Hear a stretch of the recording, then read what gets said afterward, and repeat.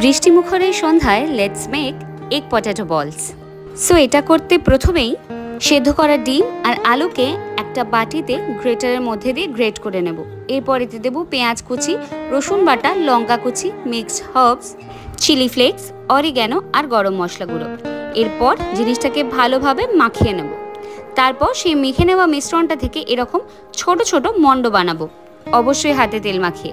এরপর এই মণ্ডগুলোকে ময়দা গোলার মধ্যে চুবিয়ে তারপর এটাকে আবার করে ব্রেড ক্রাম্বসে দিয়ে ভালোভাবে কোটিং করে নেব।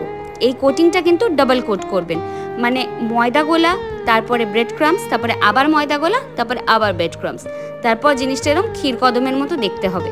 এরপর কড়াইতে তেল গরম করে আস্তে আস্তে ক্ষীর কদমের মতো দেখতে এই বলসগুলোকে গরম তেলের মধ্যে ছেড়ে দু পিঠটা ভালোভাবে লাল লাল করে ভেজে নেবেন, তবে অবশ্যই গ্যাসের আঁচ সিম রেখে। ব্যাস, দু পিঠ ভেজে নিলেই রেডি গরম গরম এগ পটেটো বলস।